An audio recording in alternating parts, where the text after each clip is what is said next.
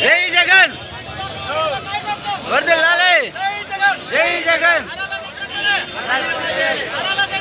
రాజీనామా చేయాలి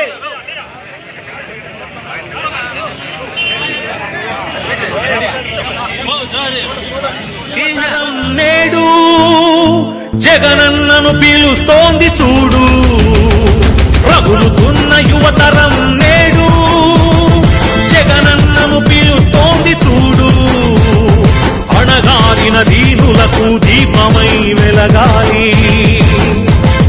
బానిసైన పేదలకు తోడుగను నిలవాలి జాగు చేయక జెండా పట్టవయ్యా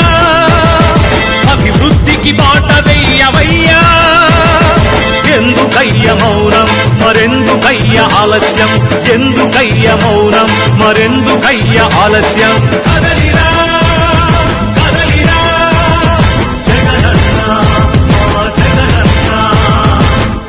యాక్షనిస్టు అన్నారు రౌడీ రాజ్యమన్నారు ప్రాణానికి ప్రాణమైన తాతయ్యను చంపారు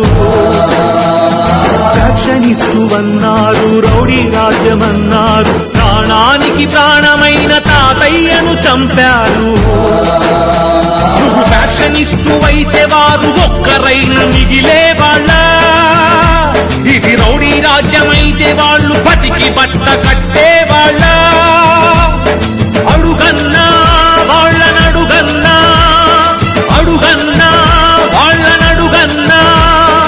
ఎందుకయ్య మౌనం మరెందుకయ్య ఆలస్యం ఎందుకయ్య మౌనం మరెందుకయ్య ఆలస్యం అసలు లోకేష్ రాజీనామా చేయడానికి ఇబ్బంది ఏముందంటున్నారు ఎంత పెద్ద ఎత్తున ఆయన మీద వ్యతిరేకత వ్యక్తం అవుతున్నప్పుడు కూడా ఆయన ఎందుకు వెనకడుగు వేస్తున్నారు ఖచ్చితంగా లోకేష్ గారు రాజీనామా చేయాలి అండి ఎందుకంటే అక్కడ నీట్ పరీక్షలో అవకతవకలు బయటపడ్డాక దానికి బాధ్యత వహిస్తూ కేంద్ర మంత్రి ధర్మేంద్ర ప్రధాన్ గారు రాజీనామా చేశారు మరి ఎక్కడ నైతిక బాధ్యత వహిస్తూ డిఎస్సిలో ఎంత స్కామ్ జరిగింది ఒక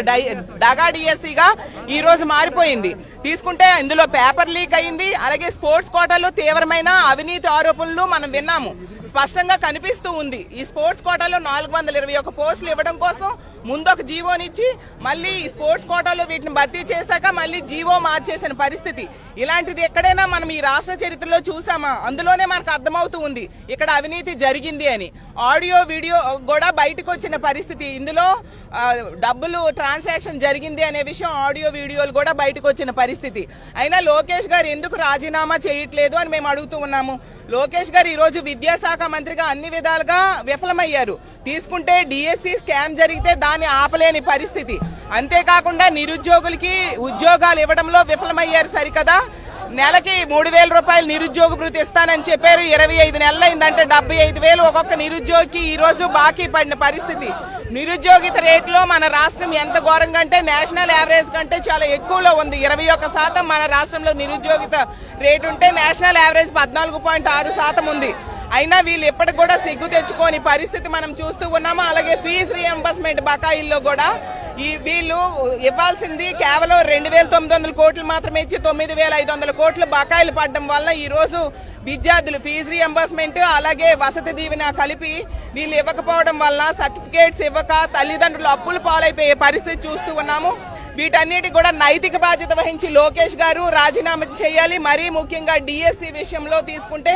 పూర్తిగా విఫలమయ్యారు అక్కడ కేంద్రంలో తీసుకుంటే నీట్ పరీక్షల్లో మళ్లీ పరీక్ష నిర్వహించారు కొందరిని అరెస్ట్ చేశారు అలాగే దీని మీద సిబిఐ ఎంక్వైరీ కూడా వేయడం జరిగింది ఇక్కడ ఎందుకు కనీసం ఎటువంటి చర్యలు వీళ్ళు తీసుకోలేదని మేము అడుగుతూ ఉన్నాము అవుట్ సోర్సింగ్ లో పనిచేస్తున్న నవీన్ అనే అబ్బాయికి ఫస్ట్ ర్యాంక్ వచ్చింది ఎంత దారుణం మళ్ళీ అతన్ని పక్కన పెట్టారు అంటే పేపర్ లీకేజ్ అయింది అని ప్రభుత్వమే ఒప్పుకున్నట్టు కదా కాబట్టి ఈ అన్ని విషయాలకి బాధ్యత వహించి విద్యాశాఖ మంత్రిగా లోకేష్ వెంటనే రాజీనామా చేయాల్సిందిగా మా వైఎస్ఆర్ కాంగ్రెస్ పార్టీ డిమాండ్ చేస్తుంది లేకపోతే కేంద్రంలో తరహాలో ఇక్కడ ఆంధ్రప్రదేశ్ యువత జంచి యువత అంతా కూడా ఇక్కడ విప్లవం స్టార్ట్ చేయడానికి సిద్ధంగా ఉన్నారని తెలియజేస్తూ ఉన్నాను మంది నిరుద్యోగుల జీవితాలతో ఆటలాడుకున్న లోకేష్ మీద ఎలాంటి చర్యలు తీసుకోవాలని మీరు డిమాండ్ చేస్తారు రాష్ట్రంలో లోకేష్ విద్యామంత్రి అయిన తర్వాత రాష్ట్ర